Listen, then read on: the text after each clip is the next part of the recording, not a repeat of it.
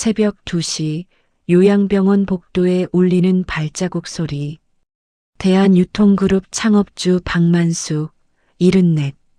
평생 기업을 일궈온 그가 지금 아들의 손에 이끌려 낯선 병실로 걸어 들어가고 있었습니다. 준호야, 나 검진만 받으면 되는 거지? 떨리는 목소리로 물었지만 아들 박준호는 고개도 돌리지 않았습니다. 아버지, 여기서 좀 쉬셔야 해요. 병실 문이 닫히는 순간 박만수는 깨달았습니다. 입구 쪽 문손잡이에 자물쇠가 채워진 걸. 이게 무슨 짓이냐? 그가 문을 두드렸지만 며느리 김지연의 차가운 목소리만 들려왔습니다. 아버님, 회사 일에 계속 간섭하시니까요. 당분간 조용히 계세요. 박만수는 믿을 수 없었습니다. 자신이 키운 아들이 자신을 이렇게 가둘 줄은. 준호야, 아빠 말 좀 들어봐라. 제발. 하지만 아들은 냉정하게 말했습니다. 이젠 제 시대예요, 아버지. 그냥 여기서 쉬세요. 발소리가 멀어졌습니다. 복도는 다시 고요해졌고 박만수는 창백한 얼굴로 침대 끝에 주저앉았습니다. 그런데 다음 날 새벽 며느리가 다시 찾아왔습니다. 이번엔 더 낮은 목소리로. 아버지가 숨겨둔 비자금 얘기 다 들었어요. 박만수는 온몸이 얼어붙었습니다. 무슨 소리냐? 옛날에 회사 키우시면서 만든 거 있잖아요. 검은 돈. 그거 어디 있어요? 박만수는 고개를 저었습니다. 나 그런 거 없어. 며느리는 비웃듯 웃었습니다. 다들 그렇게 말하죠. 근데 아버님 협조 안 하시면 평생 여기 계시게 돼요. 문이 다시 닫히고 박만수는 두 손을 떨며 중얼거렸습니다. 너희들이 나를 감금해서 그 돈을 찾으려는 거냐? 그날 밤 박만수는 잠들지 못했습니다.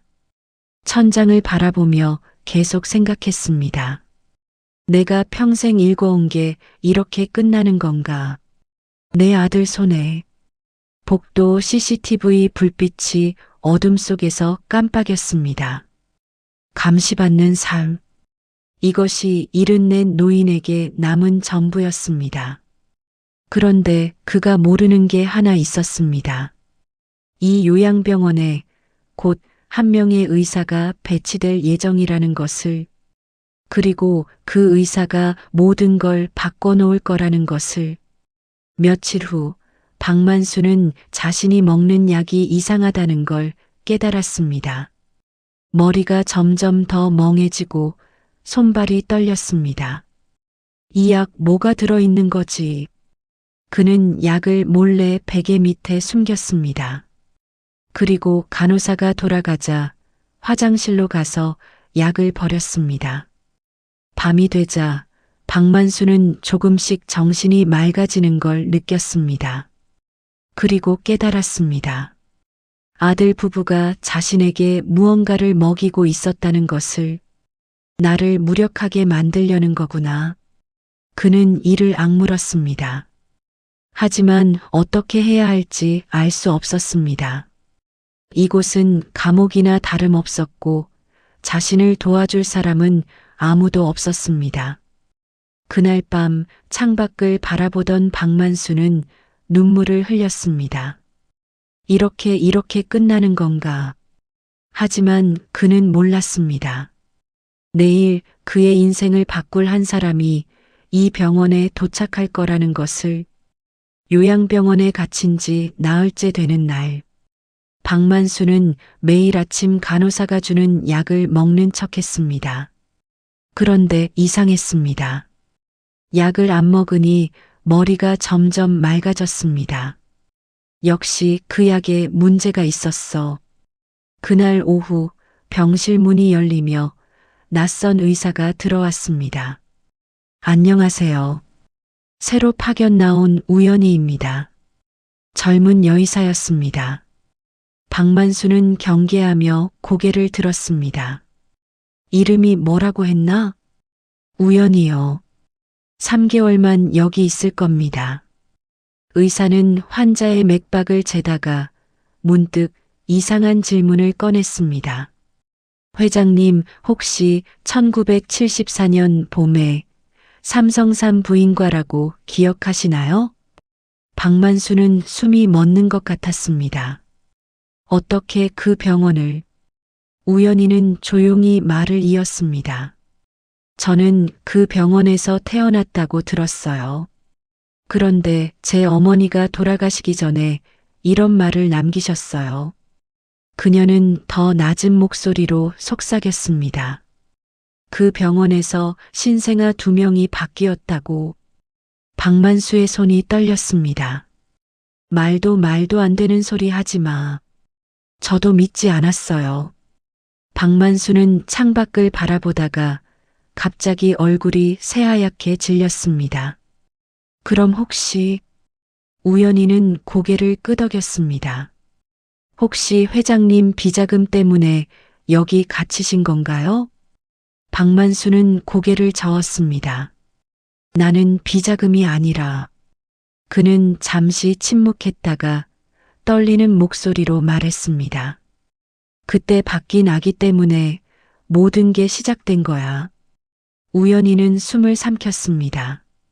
박만수는 그녀를 바라보며 말했습니다. 내가 평생 찾으려 했던 사람이 혹시. 그 순간 병실 문이 갑자기 열렸습니다. 진료 끝났죠, 우 의사님? 며느리 김지연이 서 있었습니다. 그녀의 눈빛은 날카로웠습니다. 회장님은 가족 외의 사람을 만날 필요가 없어요. 특히 파견 의사는. 우연히는 표정을 감추지 못했습니다. 며느님이시죠? 네. 그리고 앞으로 우 의사님이 회장님을 볼 필요는 없을 것 같아요. 병실 문이 닫히고 다시 정적만이 남았습니다. CCTV 불빛이 박만수의 얼굴을 비추고 있었습니다. 그는 혼잣말처럼 중얼거렸습니다. 내 진짜 아들은 어디에 있는 거지? 그날 밤 우연히는 그 병원 지하 자료실로 내려갔습니다. 오래된 기록들이 쌓여 있는 곳. 그녀는 1974년 출생 기록을 찾기 시작했습니다. 그리고 발견했습니다.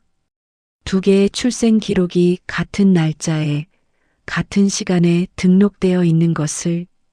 박준호. 둘 다 1974년 4월 15일 오전 3시 23분 출생. 그녀는 종이를 떨리는 손으로 들었습니다. 그리고 그 아래 빨간 스탬프를 보았습니다. 우연히는 그 순간 깨달았습니다. 이것은 단순한 실수가 아니었습니다. 누군가 의도적으로 아기들을 바꿨던 겁니다. 그리고 그 비밀을 평생 숨기려 했던 겁니다. 우연히는 그 서류를 복사해서 가방에 넣었습니다. 그리고 다시 병실로 돌아가려 했을 때 복도에서 며느리 김지연의 목소리가 들렸습니다. 우 의사, 뭐 하세요? 우연히는 놀라 돌아봤습니다. 그냥 자료 정리 중이었어요. 김지연은 차갑게 웃었습니다. 여기는 의사가 들어올 곳이 아닌데요. 혹시 뭘 찾으시는 거 아니에요? 우연히는 침착하게 대답했습니다. 환자 기록 확인하려고요. 그럼 내일부터 출근 안 하셔도 됩니다. 파견 계약 해지됐어요. 우연히는 놀랐습니다. 무슨 권한으로? 이 병원 저희 집안 소유거든요. 의사님도 모르셨어요? 김지연은 돌아서며 말했습니다. 오늘까지만 계세요. 내일부터는 출입 금지예요. 우연히는 이를 악물었습니다. 하지만 포기할 수 없었습니다. 박만수를 구해야 했습니다. 그리고 진실을 밝혀야 했습니다. 요양병원에 갇힌 지 2주째. 박만수는 하루하루 기력을 잃어가고 있었습니다. 약을 안 먹는다 해도 감금된 생활은 그를 지치게 만들었습니다. 그런데 어느 날 밤 창문 틈으로 작은 종이가 날아왔습니다. 박만수는 떨리는 손으로 그 종이를 펼쳤습니다. 회장님, 이것 좀 보세요. 종이에는 출생신고 기록이 인쇄되어 있었습니다. 하지만 이름이 2번이나 고쳐져 있었습니다. 그리고 그 아래 오래된 붉은 스탬프, 신원확인 조치 완료 내부 기밀 처리. 박만수는 믿을 수 없다는 표정으로 종이를 응시했습니다. 이게 진짜란 말인가? 다음 날 새벽 우연히가 마지막으로 병실로 들어왔습니다. 회장님, 오래된 간호사 한 분을 찾아냈어요. 그분이 말씀하시길. 우연히는 숨을 고르며 말했습니다. 그날 밤 병원에 화재가 났었대요. 혼란 속에서 아기 2명이 뒤바뀐 겁니다. 박만수는 눈을 감았습니다. 그동안 의심했던 게 사실이었던 겁니다. 그러니까 준호는, 우연히는 조심스럽게 말했습니다. 친아들이 아닐 가능성이 높습니다. 순간 복도에서 발자국 소리가 들렸습니다. 박만수는 재빨리 종이를 가슴에 숨겼습니다. 문이 열리고 아들 박준호가 들어왔습니다. 아버지 얼굴이 왜 이렇게 안 좋으세요? 말은 걱정이었지만 눈은 전혀 흔들리지 않았습니다.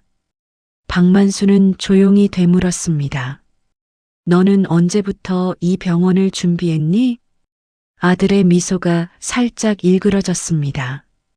아버지 건강이 악화된 건 예전부터였죠. 저희는 대비한 거예요.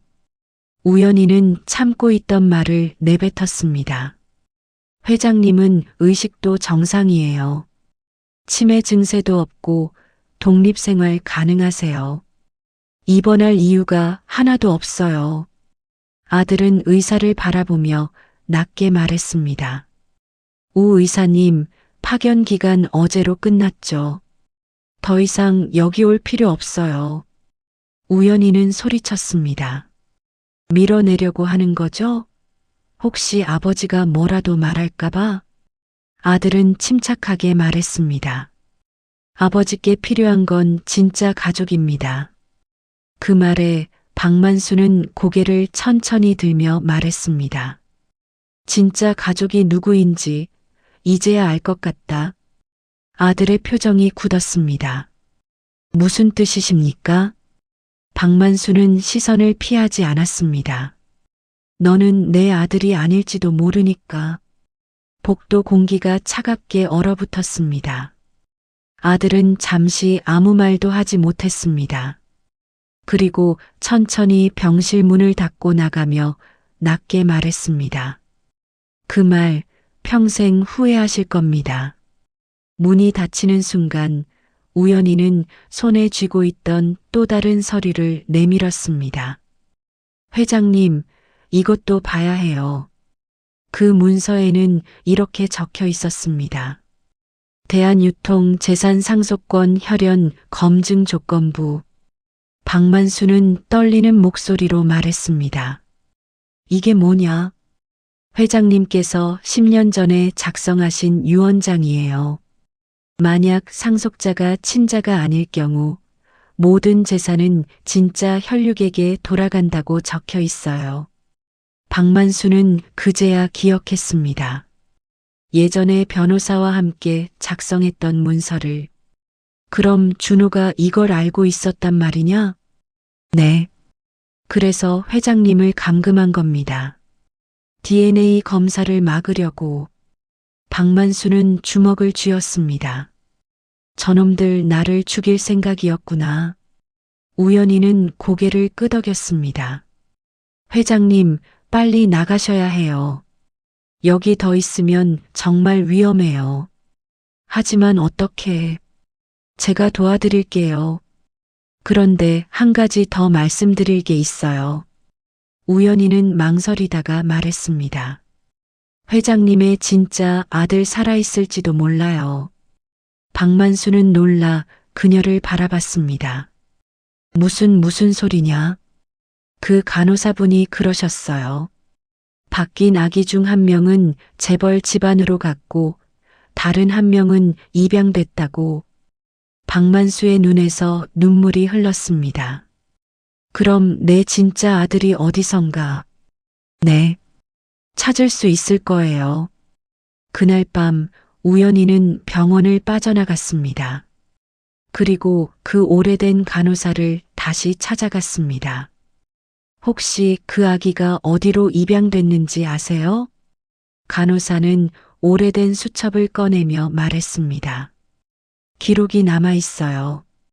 박도현, 그 아이 이름이 박도현이었어요. 우연히는 떨리는 손으로 그 이름을 적었습니다. 그리고 다음 날부터 박도현을 찾기 시작했습니다. 그날 밤 자정, 박만수의 병실 문틈 사이로 작은 메모가 들어왔습니다. 12시 비상계단. 혼자 오세요. 박만수는 의심하며 몸을 일으켰습니다. 의료용 링겔봉을 밀며 조심스럽게 문을 열자 비상구 앞에 한 남자가 서 있었습니다. 그 남자는 서늘한 목소리로 말했습니다. 아버지, 오랜만입니다. 박만수는 숨을 멈췄습니다. 혹시? 남자는 자신의 신분증을 내밀었습니다. 박만수는 믿을 수 없다는 표정으로 그를 바라봤습니다. 도연이 살아있었구나. 도연은 낮게 말했습니다. 여기서 더 있으면 죽습니다, 아버지. 박만수는 떨리는 손을 뻗었습니다. 도연아, 그동안 어디 있었던 거냐? 도연은 잠시 눈을 감았습니다. 전 죽은 게 아니라 사라졌던 겁니다. 준호와 그 며느리가 저를 없애려 했거든요. 3년 전 제가 진실을 알게 됐을 때부터요. 진실? 제가 회장님의 친아들이라는 걸 알았어요.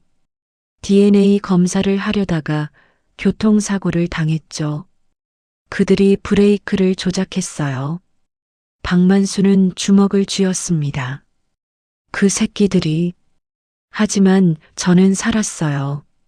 그리고 3년 동안 준비했습니다. 증거를 모으고 진짜 진실을 찾기 위해. 그때 뒤에서 누군가가 다가왔습니다. 우연이었습니다. 두 분 빨리 움직이셔야 해요. 박만수는 두 사람을 번갈아 보며 물었습니다. 너희 둘은 어떻게? 도연은 짧게 답했습니다. 진짜 가족끼리는 결국 만나게 됩니다. 비상 엘리베이터가 내려왔고 그들은 조용히 병원 뒤 주차장으로 이동했습니다. 그때 요양병원 의무실에서 경보음이 울렸습니다. 환자 이탈, 빠른 확인. 도연은 차 문을 열며 다급히 말했습니다. 아버지, 탑승하세요. 박만수가 차에 올라타는 순간 병원 경비들이 비상구로 뛰어왔습니다. 도연은 악셀을 밟았습니다. 타이어가 바닥을 긁는 소리와 함께 요양병원 건물이 멀어져 갔습니다. 박만수는 뒷좌석에서 눈물을 흘렸습니다. 도연아, 그동안 얼마나 힘들었니? 우연히가 차창 너머로 말했습니다. 회장님, 이제부터가 시작입니다. 도연이 어두운 도로를 달리며 단단한 표정으로 말했습니다. 아버지, 회사를 되찾아야 합니다.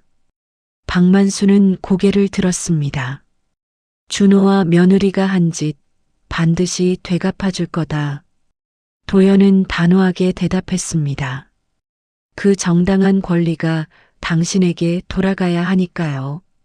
박만수는 오랜 세월 가슴에 묻어두었던 말을 처음 꺼냈습니다. 우리는 더 이상 약자가 아니다. 차는 어둠 속으로 사라졌습니다. 하지만 진짜 싸움은 이제부터였습니다. 며칠 후 도연은 박만수를 안전가옥으로 데려갔습니다. 그곳에서 박만수는 3년 동안 도연이 모은 증거들을 보았습니다.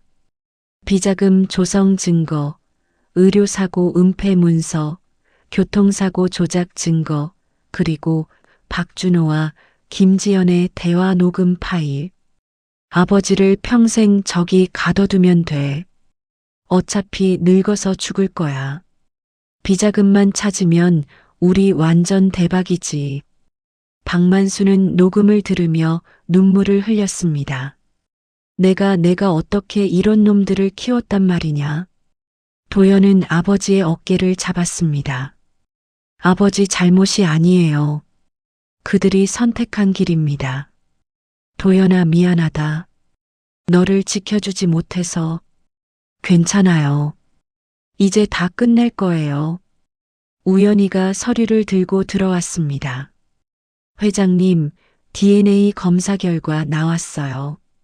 박만수는 떨리는 손으로 서류를 받았습니다. 부자 확률 99.9%. 그는 도연을 껴안으며 울었습니다. 내 아들 진짜 내 아들이구나. 도연도 눈물을 흘렸습니다. 내 아버지. 그날 밤 그들은 반격을 준비했습니다. 이제 진실을 세상에 밝힐 시간이었습니다.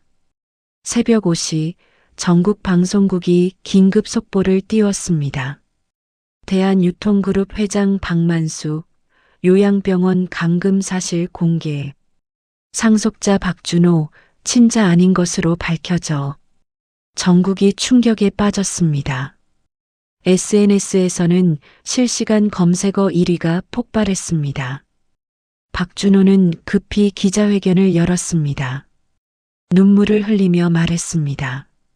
저는 모든 걸 아버지를 위해 했습니다. 믿어주십시오.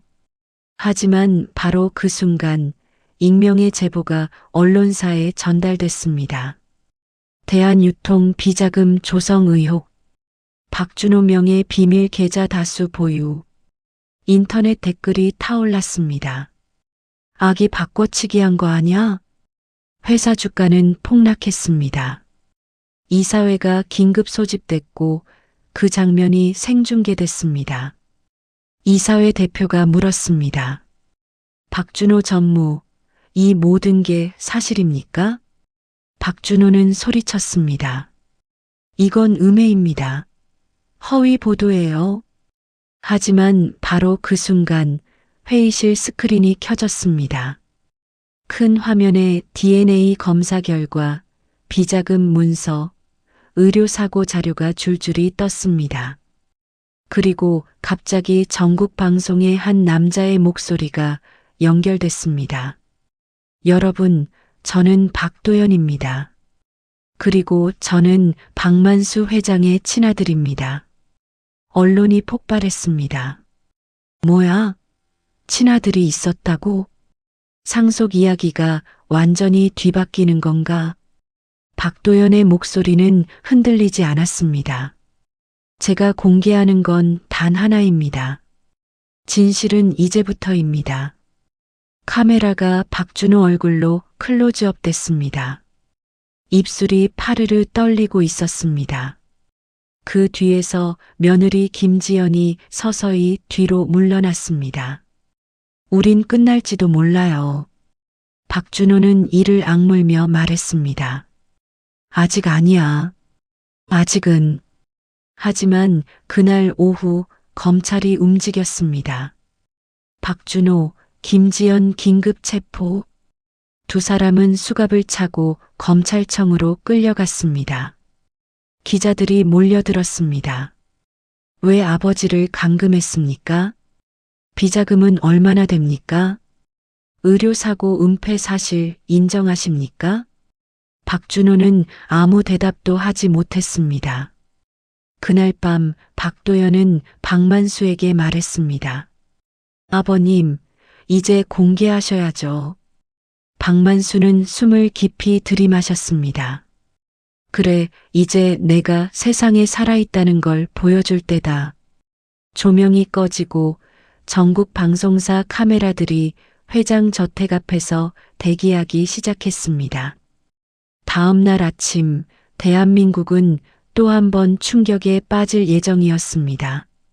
그리고 그날 밤 박준호는 감방에서 울부짖었습니다. 왜 나는 안 되는 거야? 나도 30년을 아들로 살았는데. 하지만 아무도 그의 울음을 듣지 않았습니다. 그는 이미 모든 걸 잃었습니다. 며느리 김지연도 다른 감방에서 벽을 치며 소리쳤습니다. 내가 뭘 잘못했어. 나는 시키는 대로 했을 뿐이야. 하지만 그녀도 알고 있었습니다. 이제 모든 게 끝났다는 것을. 한편 우연히는 박만수를 찾아왔습니다. 회장님, 제가 조사한 결과 제 출생 기록도 조작된 게 맞아요. 그럼 너는? 저는 회장님 딸이 아니었어요.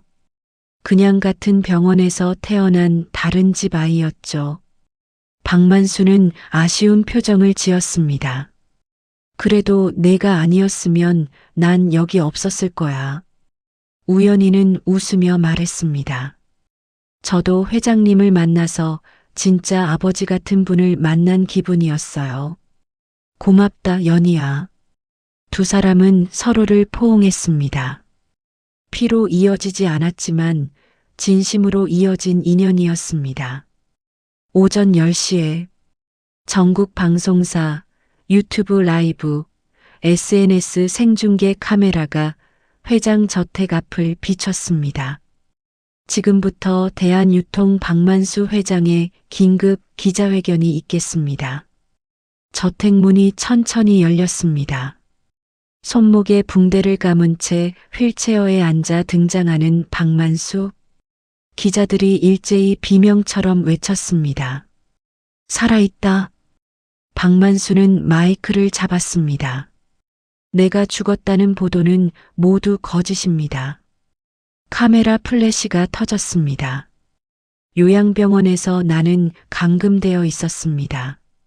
그리고 그 배우는 내 아들 박준호입니다. 현장이 아수라장이 됐습니다. 보도국이 화면을 분할했습니다. 모든 화면이 동시에 떴습니다. 한 기자가 질문했습니다. 그럼 상속은 어떻게 되는 겁니까? 박만수는 단호하게 말했습니다. 난 박준호를 내 아들로 인정한 적이 없습니다. 그는 서류를 흔들며 말했습니다. 박준호는 나와 혈연이 없습니다. 30년 전 병원 기록이 조작됐습니다. 내 친아들은 따로 있습니다. 전국 인터넷이 터졌습니다. 진짜 아들이 있었다고? 드라마냐 뭐냐? 그때 기자들 사이를 뚫고 검은 정장 차림의 박도연이 걸어 나왔습니다. 제가 그 아들입니다. 기자들이 소리쳤습니다. DNA 제출 가능하십니까? 박도연은 차분히 대답했습니다. 이미 제출했습니다. 박만수가 힘겹게 일어나려 했습니다. 박도연이 부축하며 일으켰습니다. 박만수의 목소리가 낮고 서늘했습니다. 이 자리에서 선포합니다. 대한유통그룹의 후계자는 박도연입니다. 동시에 검찰청 화면이 떴습니다. 박준호 전무 관련 비자금 의혹 수사 착수. 며느리 김지연이 검은 차에 실려 들어가는 장면이 생중계됐습니다. 한 기자가 물었습니다. 김지연 씨, 의료사고 은폐 사실 맞습니까? 김지연은 창백한 얼굴로 말했습니다. 전 시키는 대로 했을 뿐입니다. 박준호는 변호사 무리 속에서 비틀거리며 끌려 나왔습니다. 기자들이 몰려들었습니다. DNA 조작 사실 인정하십니까? 도대체 왜 친부를 감금했습니까? 그 자리가 그렇게 갖고 싶었습니까? 박준호는 미쳐버린 눈으로 소리쳤습니다. 그 자리는 원래 내 것이었어. 그 순간 박도연이 조용히 말했습니다.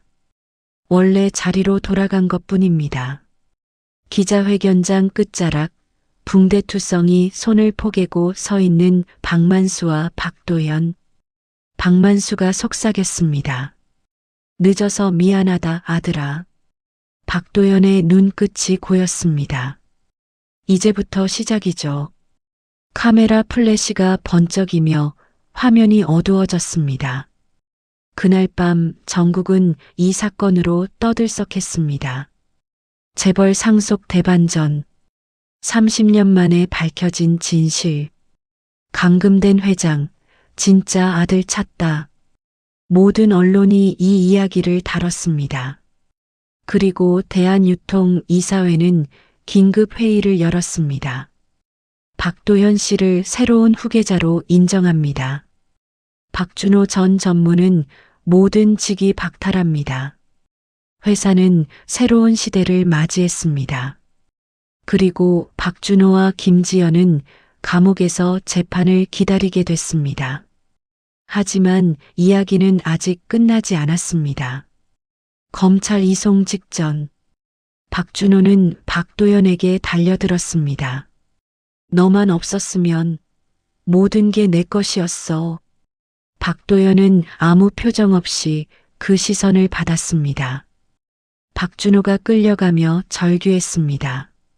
아버지는 날 선택했어. 날 사랑했다고. 그 말에 박만수는 조용히 답했습니다. 난 널 한 번도 아들로 부른 적 없다. 박준호의 표정이 완전히 무너졌습니다. 경찰이 그를 차에 태웠습니다. 그날 밤 며느리 김지연은 마지막 한 방을 준비했습니다. 보석으로 풀려난 그녀는 요양병원에서 훔쳐온 약물을 커피에 몰래 타서 회장 저택으로 잠입했습니다. 이제 정말 끝이야. 하지만 박만수는 이미 알고 있었습니다. 박도연이 미리 경고했던 겁니다. 박만수는 커피를 들여다가 문득 멈췄습니다. 그리고 천천히 잔을 내려놓았습니다. 내가 내 아내를 죽였던 거 이제는 다 알고 있다. 김지연의 얼굴이 하얗게 질렸습니다. 문이 열리며 박도연이 들어왔습니다. 뒤에는 검찰이 서 있었습니다. 김지연은 손을 떨며 뒷걸음쳤습니다. 나는 시킨 대로 했을 뿐이라고. 박도연은 김지연 앞에 서서 말했습니다. 어머니가 남긴 마지막 편지에 적혀 있었어요. 너를 절대 믿지 말라고. 김지연은 그대로 무너져 주저앉았습니다. 나는 그냥 살고 싶었을 뿐이야. 하지만 아무도 그녀의 변명을 듣지 않았습니다. 모든 사건이 정리되고 인적 드문 회장 저택 마당이었다. 박만수는 서류 한 묶음을 박도연에게 건넸습니다. 이제부터 내가 이 집의 가장이다. 박도연은 고개를 저었습니다. 저에게 재산 같은 건 필요 없습니다. 박만수는 고개를 저으며 천천히 말했습니다. 재산이 아니라 책임을 주는 것이다. 이젠 회사가 아니라 가족을 지키는 책임. 저녁놀 아래 두 사람만 남았습니다. 박만수가 떨리는 목소리로 말했습니다. 도연아? 박도연이 돌아봤습니다. 네, 아버님. 다시 아들이라고 불러도 되겠느냐? 박도연은 천천히 고개를 숙였습니다. 저도 그 말을 기다렸습니다. 박만수의 눈에 눈물이 맺혔습니다. 두 사람은 서로를 꼭 껴안았습니다. 비어버린 자리, 사라진 탐욕, 끝난 상속 싸움, 그리고 되찾은 단 한 명의 아버지와 아들. 며칠 후 우연히가 박만수를 찾아왔습니다. 그는 우연히의 손을 잡았습니다. 날 구해줘서 고마워. 내가 아니었으면 나도, 도연이도 여기 없었을 거야. 우연히는 눈물을 닦으며 웃었습니다. 전 그냥 옳은 일을 했을 뿐이에요. 세 사람은 함께 저녁을 먹었습니다. 피로 이어지지 않았지만 진심으로 이어진 가족. 박만수는 창밖을 바라보며 중얼거렸습니다. 가족은 때로 가장 늦게 찾아온다. 박도현이 대답했습니다. 하지만 결국 찾아옵니다. 그리고 1년 후 대한유통그룹은 박도현의 경영 아래 새롭게 도약했습니다. 투명한 경영, 정직한 회계, 그리고 진심 어린 복지. 박준호와 김지연은 각각 징역 15년을 선고받았습니다. 감금 사기, 살인 미수, 의료사고 은폐. 박만수는 회장직에서 은퇴하고 조용히 여생을 보내기 시작했습니다. 그리고 매주 일요일 박도연은 아버지를 찾아갔습니다. 아버지, 오늘은 뭐 하고 싶으세요? 그냥 너랑 산책이나 하자. 두 사람은 손을 잡고 공원을 걸었습니다. 박만수는 아들의 손을 꼭 쥐며 말했습니다. 도연아, 행복하냐? 박도연은 웃으며 대답했습니다. 네, 아버지. 지금이 제 인생에서 가장 행복해요. 나도다. 두 사람은 석양 아래를 걸었습니다. 그리고 멀리서 우연히가 그들을 바라보며 미소 지었습니다. 진실은 숨겨질 수 있어도 영원히 묻히지는 않는다. 그리고 진짜 가족은 결국 서로를 찾는다. 여러분, 오늘 이야기 어떠셨나요? 평생을 가족을 위해 살아온 한 아버지의 고독과 그리고 뒤늦게 찾아온 진짜 가족, 그리고 정의의 복수까지. 가족이란 피로 만든 것이 아니라 마음으로 연결되는 인연이라는 사실을 다시 한번 생각하게 됩니다. 오늘도 시청해주신 모든 분들 진심으로 감사드립니다. 좋아요와 구독은 저에게 큰 힘이 됩니다. 다음에 또 감동으로 찾아뵙겠습니다. 감사합니다.